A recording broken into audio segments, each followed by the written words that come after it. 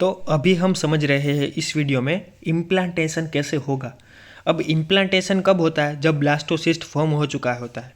तो यहाँ पे जाइगोट था, जाइगोट से 2 सेल का स्टेज हुआ था, वहाँ से 4, वहाँ से 8, और यहाँ पे मोरूला बना था, जो मलबेरी जो ग्रेप्स का गुच्छा होता है, 16 सेल का स्टेज, उसको कहते हैं मोरूला।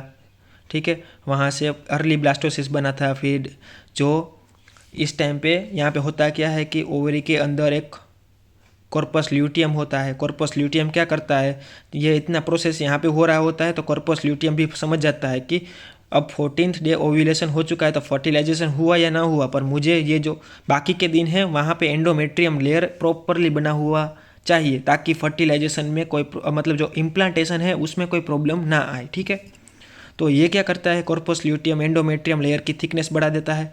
तो ये जो दिखाई दे रहा है रेड कलर का मैंने दिखाया, तो यहाँ पे स्पाइरल आर्टरी होती है जो एंडोमेट्रियम का, ये बेजालिस का लेयर है। सबसे एंडोमेट्रियम सबसे अंदर का लेयर होता है, और उसके अंदर 3 डिवाइडेशन होते हैं, 3 लेयर होते हैं एंडोमेट्रियम के अंदर। जो सबसे अंदर का लेयर होता है वो बेजालिस का लेयर होता है।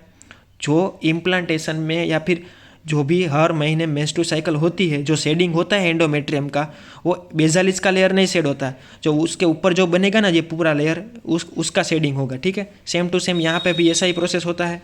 ठीक है, तो ब्लास्टोसिस जैसे ही यहाँ पे आता है ना, ये लेयर प्रॉपरली बन चुका होता है। अब ब्लास्टोसिस को जो जैसे ही जोना पेल्यूसिडा हटेगा, इस प्रोसेस को कहेंगे हैचिंग। हैचिंग ऑफ, जैसे एग होता है ना वैसे जोना पेल्यूसिडा, ZP दिखा रहा हूँ, hatching of zona pellucida. Zona pellucida जैसे ही गया, ब्लास्टोसिस समझ जाएगा कि अब मुझे कहीं पे भी कोई भी सेल होगा उस पर अटैच हो जाना है। तो ब्लास्टोसिस यहाँ पे समझो। ब्लास्टोसिस कैसे बनता है अगर वो नहीं पता है तो आप हमारी पहली वीडियो में देख लो। तो ये ब्लास्टोसिस यहाँ पे बन चुका है। अब जोना पेल्यूसिडा जा चुका है, और यहाँ पे ये एम्ब्रियोनिक साइड होगी। यहाँ पे एम्ब्रियो सेल होगी, मैंने बोला था एम्ब्रियो ब्लास्ट कहते हैं। यहाँ पे कैविटी होगी, ब्लास्टोसील होगी। तो उसके सेल क्या करेंगे, इससे अटैच होने के लिए ये सेल के सेल ये दोनों कांटेक्ट लेंगे। जैसे ही कांटेक्ट लेंगे पता चलेगा कि वाह गुड न्यूज़, यूट्रस को पता चल जाएगा। ठीक है, कि अब हमारे पास प्रॉपरली ब्लास्टोसिस आ चुका है, तो उसको अंदर आने दो। तो ये अंदर चला जाएगा पूरा। एंडोमेट्रियम का जो ये फंक्शनल लेयर बना होता है ना, वो भी आगे डेवलप हो जाएगा, और यहाँ पे इम्प्लांटेशन की प्रोसेस होगी। ये मैंने पूरा ओवरव्यू बताया है कि कैसे होगा। अब इसको थोड़ा प्रॉपरली समझते हैं कि अंदर होता क्या है। कि अभी मैं समझो पहले ब्लास्टोसिस बना देता हूँ और एंडोमेट्रियम का लेयर बना देता हूँ, फिर आगे होता क्या है वो समझते हैं। तो मैंने अभी ये पूरा कंप्लीट ब्लास्टोसिस बनाया है और नीचे एंडोमेट्रियम का लेयर बनाया है। ये एंडोमेट्रियम का ये बेजालिस लेयर जो मैंने बोला कि वो कुछ भी पार्ट नहीं करेगा, वो सिर्फ प्रोवाइड करेगा। ठीक है, ऊपर का लेयर फॉर्मेशन के लिए। तो जो मेंस्ट्रुअल साइकिल का जो एंडोमेट्रियम का लेयर है वो मैंने यहाँ पे बनाया है, जो बहुत ही मस्त बन चुका है। 8 से 10 mm मस्त प्रोवाइड हो चुका है। और यहाँ पे कॉर्पस ल्यूटियम प्रोजेस्टेरॉन इसको दे रहा है। जब तक इसको प्रोजेस्टेरॉन मिलेगा, ये जो आर्टरी दिख रही है ना बेजाली से जा रही है, और यहाँ से ये स्पाइरल जैसी दिख रही है, इसलिए इसका नाम कहा जाता है स्पाइरल आर्टरी। ये स्पाइरल आर्टरी होती है ना, उसको सबसे ज़्यादा प्रोजेस्टेरॉन चाहिए होता है ताकि वो ज़िंदा रह सके। जैसे ही उसको प्रोजेस्टेरॉन नहीं मिलेगा, वो क्या हो जाएगी, डेड हो जाएगी, मतलब नेक्रोसिस होना स्टार्ट हो जाएगा। तो मेंस्ट्रुअल साइकिल होती कैसे है, जो कि जैसे कॉर्पस ल्यूटियम डीजनरेट हो जाता है, प्रोजेस्टेरॉन कम हो जाता है, प्रोजेस्टेरॉन नहीं मिलेगा तो ये डीजनरेट हो जाएगी। पर यहाँ पे क्या हो रहा है, ब्लास्टोसिस बन चुका है, फर्टिलाइजेशन हो चुका है, तो अभी यहाँ पे प्रॉपरली प्रोजेस्टेरॉन मिल रहा है। तो होता क्या है कि जैसे ब्लास्टोसिस आता है ना, तो मैंने ये बोला था कि जो एम्ब्रियोब्लास्ट के साइड का ट्रोफोब्लास्ट हो गए ना, उसको हम कहेंगे पोलर ट्रोफोब्लास्ट। ट्रोफोब्लास्ट, ठीक है। तो पोलर ट्रोफोब्लास्ट क्या करता है पता है, यहाँ पे जैसे आता है ना, वो एक ऐसे छोटे छोटे विल्ली बनाता है। इसको कहते हैं माइक्रोविली। ये माइक्रोविली होती है ना, ये एंडोमेट्रियम का लेयर है, उसके ऊपर, उसके सेल के ऊपर ऐसे छोटे छोटे पैड्स होते हैं। इसको कहते हैं पिनोपैड्स। पिनोपैड्स, ये पिनोपैड्स के साथ अटैच हो जाता है। दिखाई दे रहा है, ये पिनोपैड्स के साथ अटैच हो रहे हैं। तो अभी ये इन दोनों के साथ कांटेक्ट होना स्टार्ट हो चुका है। अभी यहाँ पे क्या होगा, दूसरे और कुछ भी रिसेप्टर हो गए, कोलाजिनेस, वो सब कुछ क्या करेंगे, ऐसे अटैच हो जाएंगे। तो अभी पोलर ट्रोफोब्लास्ट के लेयर से यहाँ से ये जो ब्लास्टोसिस है वो अंदर जाएगा, इन्वेड होगा। कैसे, तो इधर के लेयर को थोड़ा थोड़ा डीजनरेट करता जाएगा। एंजाइम ऐसे हो गए, प्रोटियोलाइटिक एंजाइम हो गए, जो एंडोमेट्रियम के लेयर को क्या करेगा, इरोजन करेगा। इरोजन करके अभी आगे की प्रोसेस को मैं समझाता हूँ, ठीक है। कि अभी समझो कि ये ब्लास्टोसिस है, वो अंदर जा चुका है, मतलब समझो ये अंदर जा चुका है। तो यहाँ पे ब्लैक से दिखाता हूँ। तो ये ब्लास्टोसिस जैसे ही अंदर चला जाएगा ना, समझो, तो वो मैंने से पहले रफ डायग्राम में समझाया था। अब ये ओरिजिनल देखो कि जैसे ही ब्लास्टोसिस एंडोमेट्रियम के साथ जैसे ही कांटेक्ट में आता है, तो देखो एंडोमेट्रियम के पास देखो पिनोपेट्स दिख रहे हैं, कुछ जगह पे पिनोपोड्स कहते हैं, और जो ट्रोफोब्लास्ट है ना, उसके पास भी माइक्रोविली का देखो जनरेशन होना चालू हो गया है। वो माइक्रोविली जनरेट होना चालू हो चुकी है, और जैसे ही अटैचमेंट होगा देखो वो दोनों के बीच में वो ग्रोथ फैक्टर, साइटोकाइनिन वैसे एंजाइम्स को रिलीज़ करेगा, और वो एंडोमेट्रियम लेयर का इरोजन करेगा, और वो अंदर अटैच होने की कोशिश करेगा, अंदर जगह बनाने की कोशिश करेगा। तो जैसे ही अब इस डायग्राम में मैंने पिनोपेट्स देखो आगे जा चुके हैं, एंडोमेट्रियम लेयर का इरोजन होना चालू हो चुका है। जैसे ही एंडोमेट्रियम लेयर के अंदर जाएगा, वो देखो साइटोट्रोफोब्लास्ट एक नया सेल का लेयर जनरेट करेगा, जिसके अंदर एक दूसरे के जो सेल मेम्ब्रेन होंगे ना, वो इतने नज़दीक आ जाएंगे कि सेल मेम्ब्रेन प्रॉपरली विजिबल नहीं होंगे। तो वो दूसरा लेयर जो होगा ना, वो इस टाइप का दिखेगा, जिसको हम आगे कहेंगे सिंसियोट्रोफोब्लास्ट, ठीक है। तो जो अभी देखो ये जो ब्लास्टोसिस एंडोमेट्रियम से साथ कांटेक्ट लिया और अंदर जाके इरोजन इन्वेड हुआ, तो उसको ही कहते हैं इम्प्लांटेशन की प्रोसेस, जो फर्स्ट वीक के एंड में होती है, मेजोरिटी 6 से 7 डेज में। समझो कि ये एंडोमेट्रियम लेयर है, और ये बेजालिस का लेयर है, ठीक है। अभी यहाँ पे आ चुका है ब्लास्टोसिस्ट। अब ब्लास्टोसिस्ट आ चुका है, तो ये जो एंडोमेट्रियम का लेयर है ना,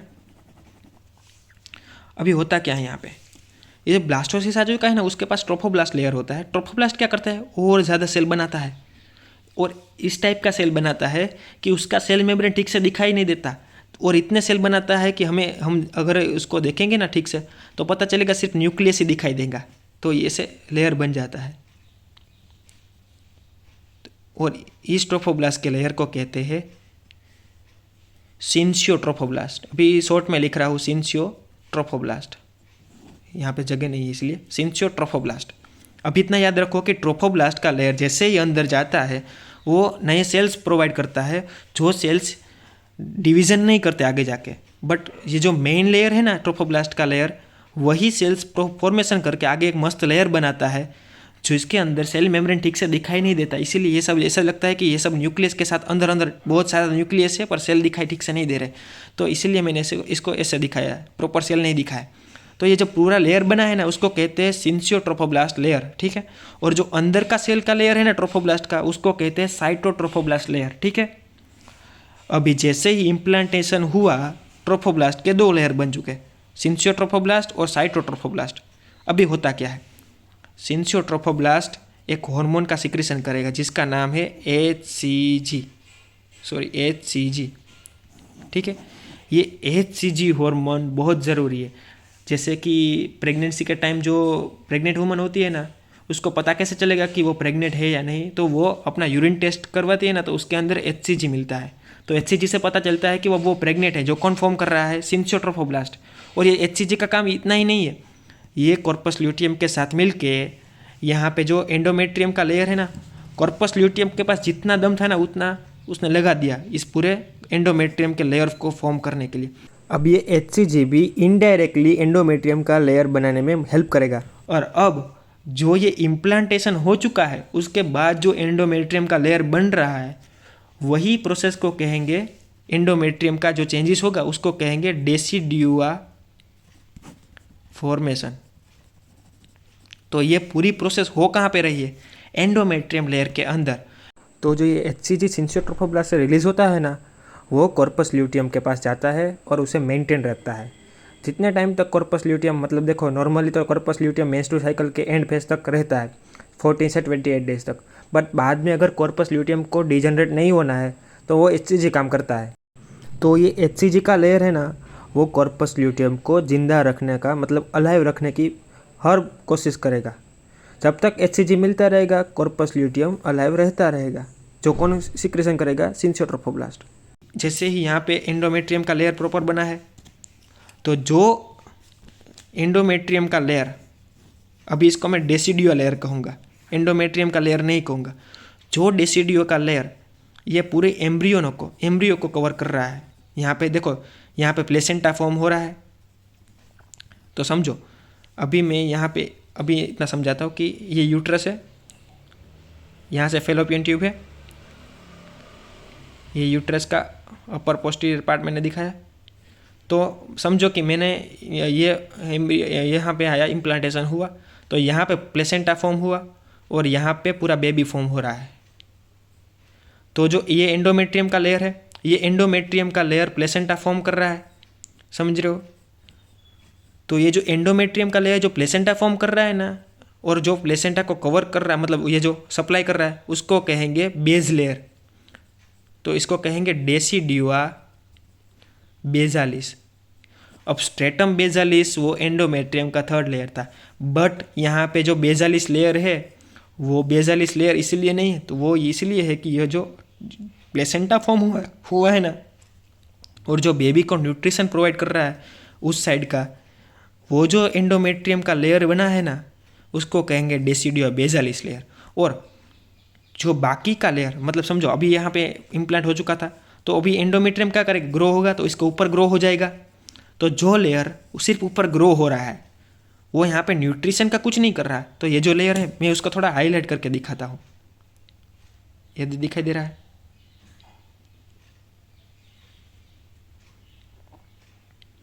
उसको हम कहेंगे डेसिडियो कैप्सुलारिस। कैप्सूल जैसा दिख रहा है, जो सिर्फ पूरे एम्ब्रियो को कवर कर रहा है, ठीक है। और जो बाकी का लेयर होगा, जैसे यहाँ पे देखो, ये बाकी का लेयर है जो सिर्फ टच भी नहीं कर रहा है एम्ब्रियो को, जो एम्ब्रियो को टच नहीं कर रहा, और वो भी एंडोमेट्रियम का लेयर ही है, बट उस साइड कुछ टच नहीं हो रहा है, मतलब उसको कहेंगे डेसिडियो पराइटालिस। तो डेसिडियो 3 साइड में फॉर्म होगा। जो प्लेसेंटा साइड वाला एंडोमेट्रियम होगा, जो चेंजेस हो गए उसको कहेंगे डेसिडियो बेजालिस। और उसके ऊपर जो एम्ब्रियो के ऊपर जो एंडोमेट्रियम का लेयर फॉर्म हो जाएगा, जो प्लेसेंटा के अपोजिट साइड पे होगा, एम्ब्रियो की अपोजिट साइड पे होगा, बट वो करेगा कवर किसको, एम्ब्रियो को, तो उसको कहेंगे डेसिडियो कैप्सुलारिस। कैप्सूल की तरह उसको कवर कर रहा है। और जो इस साइड का जो लेयर है वो क्या है कि वो कुछ नहीं कर रहा है, ना ही उसको टच कर रहा है, ठीक है। और उन दोनों के बीच में जगह भी है, मतलब वो कुछ नहीं कर रहा, बस एंडोमेट्रियम का लेयर साथ ही साथ ग्रो हुआ है, तो उसको कहेंगे डेसिडियो पराइटालिस। तो 3 लेयर होते हैं, और यहाँ पे हमारा प्रॉपर डेसिडियो बन चुका है। तो इस फोटो में देखो जो एम्ब्रियो डेवलप हो रहा है ना, उसके ऊपर एक मस्त एंडोमेट्रियम का लेयर बन चुका है, जो एक कैप्सूल की तरह उसके ऊपर फॉर्म हो चुका है। तो जो एम्ब्रियो को ऐसे कैप्सूल की तरह कवर कर रहा है ना, इसलिए इसका नाम, जो एंडोमेट्रियम का लेयर का नाम जो बन चुका है, वो जो फॉर्मेशन हो चुका है, उसको हम कह देंगे डेसिडियो कैप्सुलारिस। और जो पार्ट एम्ब्रियो के सामने जो प्लेसेंटा बना रहा है, और वो एंडोमेट्रियम का लेयर जो प्लेसेंटा फॉर्मेशन में पार्ट ले रहा है, उसको हम कहेंगे डेसिडियो बेजालिस। और जो एंडोमेट्रियम का लेयर ना ही एम्ब्रियो को टच कर रहा है, देखो राइट और लेफ्ट साइड में, और ना ही वो प्लेसेंटा में बनाने में पार्ट कर रहा है, और वो एकदम देखो वो भी बन रहा है, एकदम डेवलप हो रहा है, तो वो जो एंडोमेट्रियम का लेयर है, ना ही उसको कोई एम्ब्रियो से टच होने का फ्रीली है, और ना ही वो प्लेसेंटा फॉर्म कर रहा है, उसको हम कहेंगे डेसिडियो पराइटालिस। तो जिस हिसाब से एंडोमेट्रियम का लेयर एम्ब्रियो के जो फॉर्मेशन में पार्ट ले रहा है, उस हिसाब से इसका नाम दिया गया है, ना ही उसके लेयर के हिसाब से, ठीक है। तो ये कन्फ्यूज़न होता है एंडोमेट्रियम का जो रियल लेयर होते हैं बेजालिस और फंक्शनलिस, और डेसिडियो के लेयर होते हैं, उसमें यह डिफरेंस होता है। और ये जो एम्ब्रियो जो ब्लास्टोसिस्ट था, वो क्या हो चुका है, अंदर प्रॉपरली जा चुका है। अभी यहाँ से हमें 2 चीज़ में समझ सकते हैं पूरा प्रोसेस। अगर हमें प्लेसेंटा फॉर्मेशन समझना है, तो ये सिंसियो ट्रोफोब्लास्ट और ट्रोफोब्लास्ट कैसे फॉर्म होता है वो समझेंगे, क्योंकि वो आगे क्या करेगा, मैंने बोला था प्लेसेंटा फॉर्म करने में मदद करेगा। और जो अंदर का सेल मस होगा, अंदर क्या होता है पता है, इस टाइम पे ये जो सारे लेयर थे ना, वो 2 में डिवाइड हो जाएंगे। यहाँ पे एक लेयर और ये दूसरा लेयर, और जो कैविटी के अंदर फ्लूइड था ना, वो भी यहाँ पे स्पेस बना देगा। ये एक पहली स्पेस और ये दूसरी स्पेस, तो ये जो स्पेस होगी उसको कहेंगे एमनियोटिक कैविटी, और ये जो दूसरी स्पेस होगी उसको कहेंगे प्राइमरी योगसेक, और ये जो 2 लेयर बने हैं उसको कहेंगे बायलेमिनर डिस्क। अब ऐसा क्यों होता है वो सब हमें समझना है। तो यहाँ पे इतना समझो कि इम्प्लांटेशन हो चुका है, साइटोट्रोफोब्लास्ट बन चुका है, सिंचोट्रोफोब्लास्ट बन चुका है, और ये जो पूरा जो एम्ब्रियोब्लास्ट था वो प्रॉपरली 2 हिस्सों में डिवाइड हो गया, 2 लाइन में। एक ऊपर का जो लाइन बना उसको कहेंगे हम एपीब्लास्ट, जो नीचे बना उसको कहेंगे हाइपोब्लास्ट, और नीचे जो कैविटी थी वो प्राइमरी योगसेक बन चुकी है, और जो ऊपर कैविटी थी एपीब्लास्ट के ऊपर वो बन चुकी है एमनियोटिक कैविटी। इतना सब याद रख लो। यहाँ पे इम्प्लांटेशन की प्रोसेस हमारी ख़त्म हुई और आगे अब डेवलपमेंट की प्रोसेस स्टार्ट होगी, इतना समझ लो। ओके, बाकी का अभी प्लेसेंट अभी हम क्या करेंगे, 2 वीडियो में डिवाइड करेंगे। अगर अंदर की प्रोसेस समझनी है तो वो एम्ब्रियोलॉजी का पार्ट हो जाएगा, और अब आगे की प्रोसेस समझनी है तो वो प्लेसेंटा फॉर्मेशन का पार्ट हो जाएगा। ठीक है, तो आगे हम जिस टाइप का जो वीडियो बनेगा वो देख लेना, पर इम्प्लांटेशन यहाँ पे ख़त्म होता है। Thank you.